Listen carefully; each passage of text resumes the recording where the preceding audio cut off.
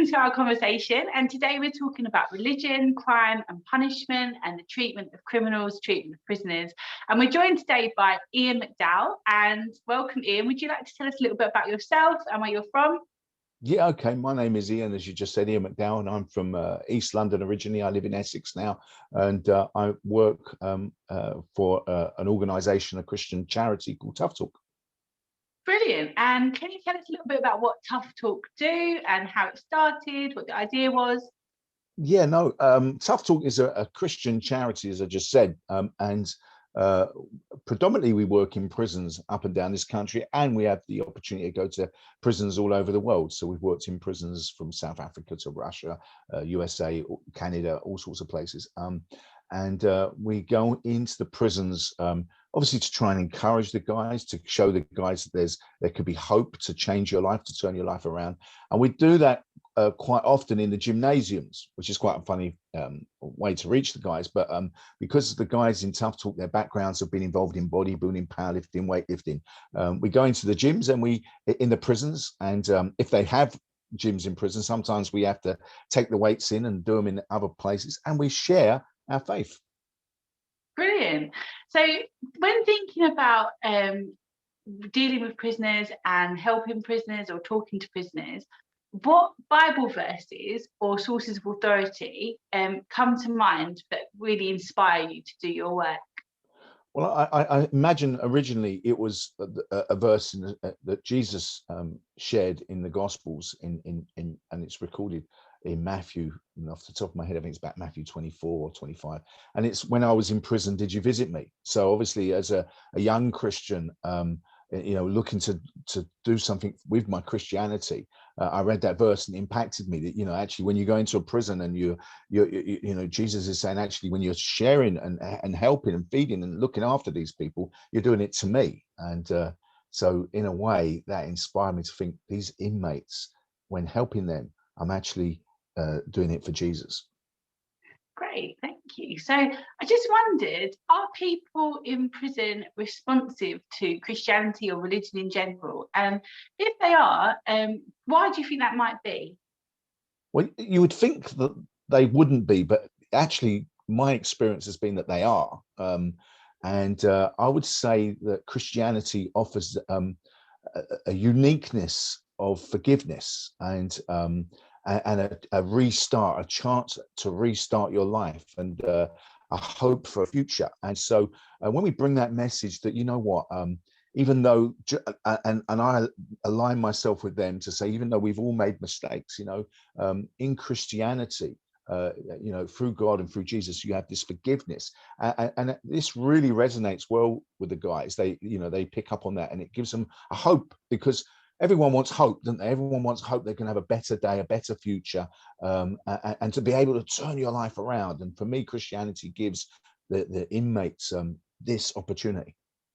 Brilliant. And I wondered if you could go into a little bit of detail with maybe one person that you might have met in prison, that you might have met elsewhere, that has a history of crime, and that your message has helped them, and kind of how they were helped, what happened, how their life was different. Yeah, I mean, obviously when we go into a prison, we're just talking to a collective, so it's always hard to gauge the impact you're making on an individual. But I have, over the years, had letters, correspondence, and I've bumped into different people. One fella sticks out in my mind, and it was a letter actually I received back from him, and his letter stated that he, about 12 years prior to writing his letter, met us in a prison called HMP Hull, and he came to the presentation, and he took part. He joined in with one of the weightlifting competitions we were doing, and I gave him a Tough Talk testimony book which had my story of my conversion, how I became a Christian. And he said, in his letter, he said, I read that book, and at the end of the book I prayed the prayer and asked Jesus Christ into my life. He said, then I thought to myself, I need to do more. So I decided I'd become a soldier for Christ in prison. And so I started telling other inmates about Jesus Christ. He said, and when I came out of prison, I thought, I started to go to a church. Then I thought I want more. And I ended up going to a Bible college.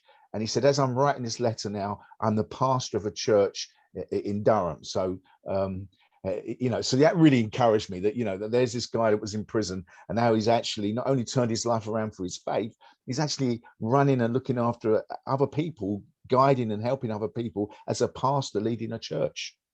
That's such an amazing story. Thank you for sharing that. That must really encourage you in your work. So you obviously this particular man that you talked about feels that he has been forgiven, and you were talking about, like, when you were saying that prisoners respond to your message because people need hope of a better day, and that would obviously involve forgiveness. I wondered, do you think that any crime is unforgivable, and if so, then which ones, and if not, then why not? Well, I imagine it's hard to get your head around this, because on a human level, it seems some crimes aren't forgivable. But when you get into a spiritual realm and you're talking about God, I believe God is able to forgive all sins as part of the Christian message. And that forgiveness was possible because of Jesus Christ, who died on the cross and rose again, the Bible tells me.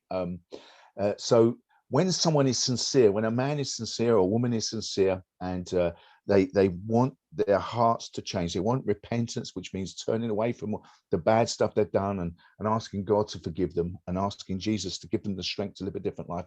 I believe God is bigger than us as humans, and he's able to look at these people and forgive them. And I've seen that firsthand in prisons in South Africa, where men have wept and asked Jesus into their lives, that never coming out of prison. They've got no hope of a life outside the prison, but yet they've experienced God's forgiveness. Wow, thank you. So we've come nearly to the end of this interview, and how it ends in all of the interviews is that we're giving people a statement. That's because in RE, pretty much whichever year you're in, you're going to get some kind of statement, and you're going to have to learn to evaluate it. So answer it from two sides. We're asking people to answer it from their own perspective, but feel free to sit in the middle if you want and say why you might agree or disagree. But your statement is: prison is supposed to be a punishment, therefore people shouldn't interact with prisoners, or not interact with them at all, but kind of give them treats, give them visitors, the kind of stuff that you're doing. What do you think? Well, prison is a punishment, but that doesn't mean to say you have to punish them in prison, because the prison sentence of having your freedom taken away from you, being taken out of society, that is the punishment. And when you're in prison itself, and the prison system acknowledges this, particularly in the UK, I think we have one of the most amazing prison systems, where they offer education, they offer courses. It's all about reforming an individual, giving him the opportunity to change his life. So yeah, although they are being punished because they've been taken out of society, there should be an opportunity to that person to better themselves, that when they then get back into society, they have all the tools, all the equipment to be able to deal with society and to get on, have a job, and live a decent life. Brilliant. Thank you so much. And thank you so much for coming and sharing about the work of Tough Talk. Thank you.